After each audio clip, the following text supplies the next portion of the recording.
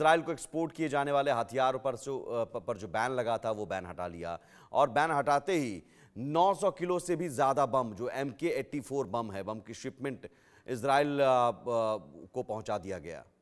ये क्या संकेत है? देखिए सुमित जी, एक चीज तो हम लोगों को समझना होगा कि इजराइल विश्व का एक ऐसा देश है कि अगर वो जब तक फाइट नहीं करेगा उसका एग्जिस्टेंस नहीं रहने वाला है। अगर आप उसका जियो पॉलिटिक्स और जियो एरिया देखिए तो चारों तरफ से घिरा हुआ देश है। और जब से उसकी ओरिजिन हुई है तब से वहां पे कन्फ्लिक्ट है, और वो कन्फ्लिक्ट पूरे वर्ल्ड के पॉलिटिक्स को प्रभावित करता है। लेकिन अभी जिस प्रकार से हमास और इसराइल के बीच में जो कन्फ्लिक्ट हुआ है, आप याद कर सकते हैं कि अक्टूबर 2023 में जो हमास के जो लड़ाके थे, लगभग 1200 इजरायलियों को मारा और लगभग 1000 लोगों को बंधक बनाया। ये कहीं से हम इसको कोई भी वर्ल्ड का कोई भी नेशन या व्यक्ति उसको जस्टिफाई नहीं कर सकता है। लेकिन उसके बावजूद लगभग 15 महीने तक युद्ध चले, और युद्ध के बाद से जिस प्रकार से एक युद्ध विराम और साथ में सीज फायर जो किया गया है वो कंडीशनल सीज फायर था। क्योंकि हम सब जानते हैं कि आज जिस प्रकार से अमेरिका में ट्रंप के आने के बाद से हमास का जो ताकत है और बढ़ गया है। क्योंकि इसके पहले बाइडेन सरकार की जो नीति थी, जिस प्रकार से उन्होंने एक तरीके से सेबोटाइज किया, वो सेबोटाइजेशन अब समाप्त हो चुका है। और आप समझ सकते हैं कि अभी आज के डेट में हमास अपने जो शांति वार्ता थी उसको कहीं ना कहीं मानने से इनकार कर रहा है, और वही अभी तक पूरे जो भी बंदी हैं उनको छोड़ा नहीं गया है, और इवन अमेरिका के कहने पे भी नहीं छोड़ा गया। तो वो डेडलाइन समाप्त हो चुका है। लेकिन आप एक तरफ अगर देखिए तो ये इजराइल के सामने एक बहुत ही अच्छा मौका है गाजा को साफ करने का। क्योंकि जिस प्रकार से, लेकिन मैं फिर ये कहना चाहता हूं कि अभी भी उनके बंधक उनके कब्जे में है। अगर आगे ये चीजों को रिलीज नहीं करते तो मुझे लगता है कि जिस प्रकार से अभी आप बता रहे थे कि अमेरिका ने जो बम का जो सप्लाई किया है वो नो डाउट गाजा को सफाया करेगा। और यही मौका है, क्योंकि देखिए विश्व की राजनीति में और खास करके जहां कन्फ्लिक्ट हमेशा से है तो हर देश मौके की तलाश में रहता है। और आप समझ सकते हैं कि हमास आखिर किसके इशारे पे इस तरीके की चीजों को नहीं कर रहा है, तो जी। इसके तह में जानने की जरूरत है। क्योंकि कहीं ना कहीं इसमें ईरान का भी इन्वॉल्वमेंट है, और ईरान के पीछे चाइना भी इन्वॉल्वमेंट है। जिस प्रकार से अमेरिका के आने के बाद से चाइना को कॉर्नर करने की कोशिश की जा रही है, तो आप समझ सकते हैं कि अमेरिका ट्रंप ने आने के बाद उन्होंने बोला कि हमास इज एविल, और उसको पब्लिकली एक तरीके से आप देखिए तो जार्डन को, इजिप्ट को, कतर को, सऊदी अरबिया को डायरेक्शन दिया है कि आप जो भी फिलिस्तीनी है, उनको लगभग 23 लाख फिलिस्तीनी है, उनको बोला कि आप अपने तरफ शरणार्थी दो ताकि हम वहां से क्लियर करें। तो इस पे भी एक डिबेट चल रहा है पूरे वर्ल्ड की राजनीति में, और खास करके जो मिडिल ईस्ट का जो जो प्रभावित क्षेत्र है वो कहीं ना कहीं पूरे विश्व की राजनीति को प्रभावित करेगा। और इसमें नो डाउट अभी भी हमास को अगर ये अपने वादे को पूरा नहीं करता है तो इसराइल के पास पूरा, अभी नेतन्याहू ने अपने जो उनके फोर्स हैं उनको एक तरीके से इंडिकेशन दे रखा है कि जो उनकी इजराइल डिफेंसिव फोर्स है कि आप हर समय के लिए तैयार रहिए। अभी कल लगभग 4 घंटे की कैबिनेट की मीटिंग हुई है, उसमें ऑब्वियसली कि इन्हीं सब चीजों पे चर्चा हुई है। और जी। मुझे जो लगता है कि आने वाले समय में ये पीस की तरफ नहीं जा रहा है, बल्कि ये इजराइल इस पे अटैक करेगा, और गाजा को यही मौका है उसको साफ करने का। और एक चीज और मैं ऐड करना चाहूंगा कि देखिए आप देख सकते हैं कि अभी इसके पहले देश के प्रधानमंत्री जी मिल के आए हैं, और जो India middle east economic corridor की जो बात हो रही है वो सारे रास्ते वही है, उस रास्ते के सारे कांटे अभी भी साफ हो सकते हैं, तभी जाके ये आने वाले समय में इसको एग्जीक्यूशन किया जा सकता है। तो ये भी एक एंगल हो सकता है जिससे कि इजराइल इसमें बढ़ चढ़ के हिस्सा लेगा और अपने लोगों को बचाने के लिए और इस गाजा में फिर से अटैक करेगा। तो अटैक की पूरी तैयारी है, आप ये कह रहे हैं। ऐसे में जनरल साहब, अटैक किस तरह का होगा? क्या इससे पहले जो हवाई हमले हो रहे थे, हवाई हमले होंगे, या फिर मैं जो कह रहा हूं MK-84 बम की शिप में 900 किलो से ज़्यादा बम सप्लाई किया गया है, बैन हटा लिया गया है हथियार एक्सपोर्ट करने को लेकर। तो ये संकेत हैं कि अब ये तैयारी है एक तरह से, और नेतन्याहू को सीधे सीधे कह दिया है कि लीजिए हथियार और जो करना है कीजिए। बहुत अच्छी तरह समझनी होगी। हमले होंगे, गाजा पर होंगे, लेकिन ये जो अमेरिका का जो प्लान है वो प्लान एब्सोल्युटली गाजा स्पेसिफिक नहीं है। अमेरिका का प्लान इजराइल को ताकत देना है ताकि इजराइल ईरान के सभी उनके जो प्रॉक्सीज हैं उनको और ईरान को एक चेक में रख सके। ये बम सिर्फ ये कहा जाए कि गाजा पर प्रयोग में लाने के लिए है तो मेरे ख्याल से हमको उसको रिव्यू बात करनी पड़ेगी। अब दूसरी बात जो मैं आपको बता रहा हूं, मैंने थोड़ी देर पहले भी कहा कि ये नेतन्याहू और अमेरिका दोनों जब तक गाजा से हमास नाम का पूरा इन्फ्लुएंस खत्म नहीं कर देंगे, जी। ये बात रुकेगी नहीं। आप कोई भी शॉर्ट अनस्टेबल सीज फायर कर लें, यहाँ पर बातचीत कर लें, वहां बातचीत कर लें।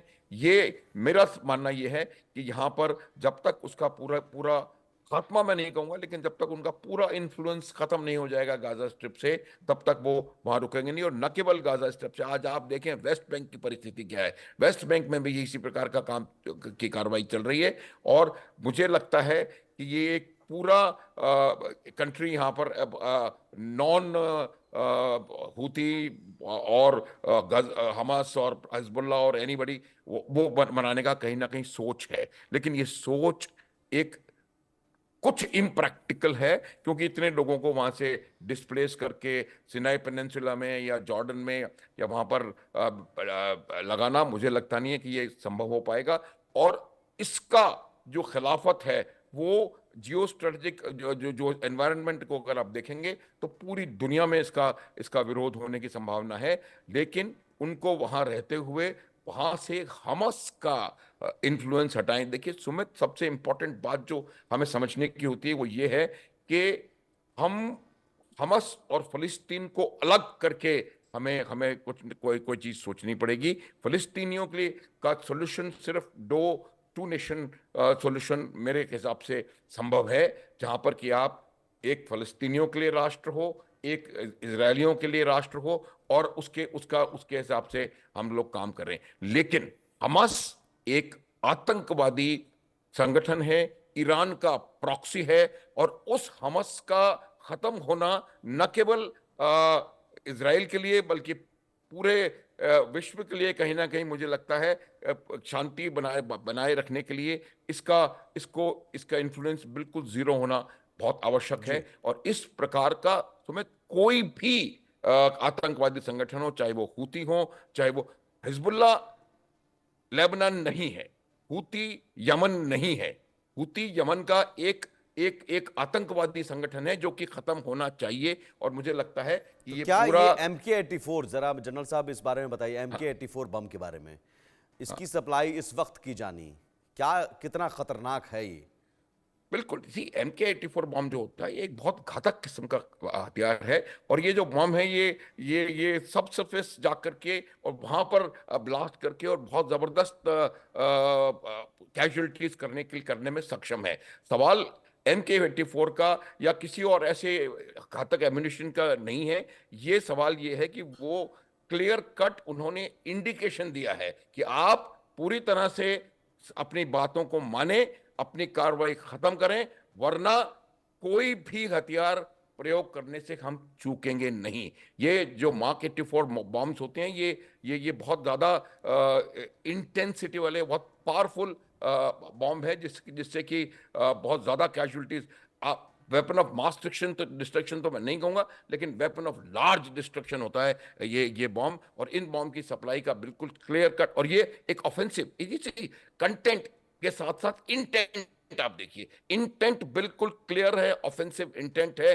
या तो आप हमारी बात माने, अन्यथा इसका प्रयोग किया जाएगा। और वैसे भी 90% गाजा खत्म हो चुका है, और जो बचा खुचा गाजा है उसको भी खत्म करने में ये बॉम्ब बिल्कुल सही तरीके से काम आ सकता है। लेकिन इसका प्रयोग, मैं कह रहा हूं दोबारा, हिजबुल्लाह के खिलाफ भी हो सकता है, यमन में भी हो सकता है हूती के खिलाफ, और सीरिया में भी हो सकता है। और अगर आवश्यकता पड़ी और सिचुएशन उस लेवल तक बढ़ी, जो कि संभावना बन सकती है कि ईरान के ऊपर आप डायरेक्ट हमला करें, ईरान के कुछ सेलेक्ट टारगेट्स के ऊपर आप तो डायरेक्ट हमला जिस करें। बात का आप जिक्र आपने किया ईरान, तो क्या मनन द्विवेदी जी, हमास दरअसल टारगेट नहीं है? हमास को अगर चेतावनी डोनाल्ड ट्रंप दे रहे हैं नस्तनाबूद करने के, दरअसल वो ईरान को कह रहे हैं और ईरान को धमका रहे हैं। ईरान को सीधे सीधे धमका पहले भी चुके हैं।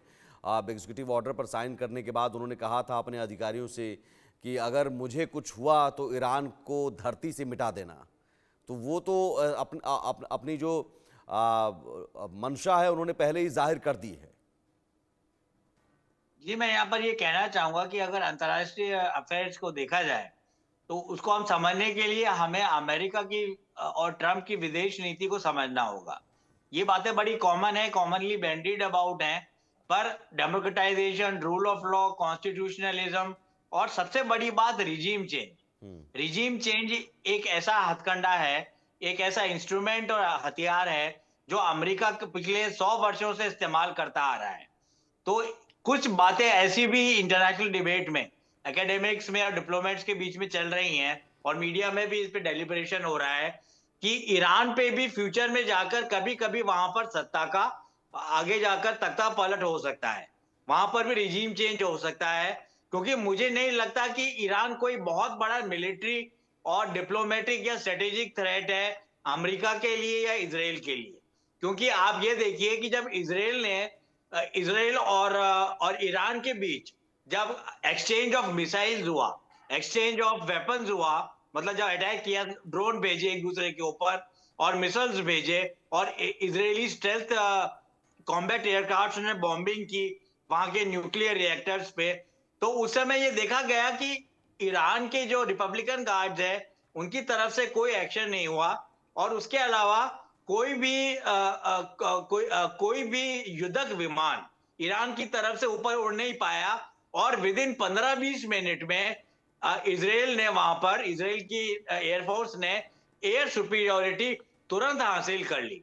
तो मुझे लगता है ईरान भी इशू है, पर इतना जिस तरीके से बढ़ा चढ़ा के इजराइल के रिपब्लिकन गार्ड्स को और वहां की सैन्य शक्ति को बताया जाता है, मुझे नहीं लगता कि वो इतनी है। और जहां तक प्रेसिडेंट ट्रंप की बात है, हमको ये देखना पड़ेगा कि मुझे इस बात की थोड़ी खुशी भी है कि पहले पहले ऐसा लग रहा था कि प्रेसिडेंट डोनाल्ड ट्रंप की विड्रॉल की फॉरेन पॉलिसी है, विड्रॉल की मतलब माउंट सिनाई नेशनलिज्म, जो आपका जो ड्रॉ ब्रिज है युद्ध के समय या युद्ध से पहले इंटरनल चर्निंग के लिए, इंटरनल तैयारी के लिए जो ब्रिज को बंद कर दिया जाता है, उस पॉलिसी में एक बदलाव देखने को मिला है जो 2017 ट्रंप 1.0 से बहुत डिफरेंट है।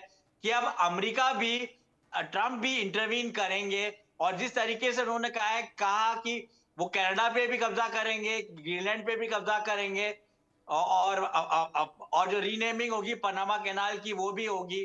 तो मुझे लगता है कि ये सिर्फ गीदड़ भपकिया नहीं है। पर और दूसरी बात, अंतिम बात मैं यहाँ पर ये कहना चाहूंगा कि जो इंटरनेशनल कम्युनिटी है उसका भी, और जो इंटरनेशनल लॉ है, जी। जो अंतर्राष्ट्रीय विधि है, उसके हिसाब से अगर देखा जाए, जेनेवा कन्वेंशंस में देखा जाए, हम न्यूरेमबर्ग ट्रायल्स में क्यों जर्मन जनरल्स को खड़ा करके फांसी दी गई थी, तो उसमें पाएंगे कि राइट टू रिटर्न किसी भी पॉपुलेशन का होता है। तो अपने पहले स्टेटमेंट में प्रेसिडेंट डोनाल्ड ट्रंप ने ये कहा कि एक बार जब पैलेस्टीनियंस गाजा से बाहर आ जाएंगे तो उनको, जो 2.3 मिलियन पैलेस्टीनियंस हैं, उनको हम वापस नहीं जाने देंगे। पर उनके अधिकारियों ने, उनके कैबिनेट ने, व्हाइट हाउस ने सोचा समझा और इस पे डिस्कस किया, और उन्होंने अपने बयान को बदला थोड़ा बहुत, प्रेसिडेंट ट्रंप ने और व्हाइट हाउस के ऑफिशियल स्पीक ने, और उन्होंने हंसते हंसते ये भी कहा कि हम सारे लोगों को बाहर ले जाएंगे, और पैलेस्टीनियंस अगर आना चाहें तो एक तरीके से जब हम रीबिल्डिंग कर लेंगे गाजा की, जब अमेरिका, जॉर्डन और इजिप्ट रीबिल्डिंग कर लेंगे, उसके बाद हम पैलेस्टीनियंस को भी बुलाएंगे कि वो आकर रहें। पर फिर भी मैं ये सोचता हूं कि अगर हम यूनाइटेड नेशंस के पार्क कॉरिडोर्स में जाएं, डेमोक्रेटिक कॉरिडोर्स में जाएं, तो 198 नेशंस में से 142 नेशंस टू नेशन थ्योरी को मानते हैं और पैलेस्टीन के नेशनहुड की बात को सपोर्ट करते हैं। और भारत भी ये कहता आया है, मोदी जी भी ये कहते आए हैं कि 2 नेशन होना चाहिए, एक इजराइल हो और एक पैलेस्टीन हो। तो इस चीज को आगे लेकर प्रेसिडेंट ट्रंप को बढ़ना चाहिए। पर वहां पर हम देख रहे हैं कि सब राष्ट्रों का बड़ा ही आक्रामक रुख है, और आतंकवाद है, आतंकवादी है, नॉन स्टेट एक्टर है, हमास, हिजबुल्लाह, हुती, ये सब लोग।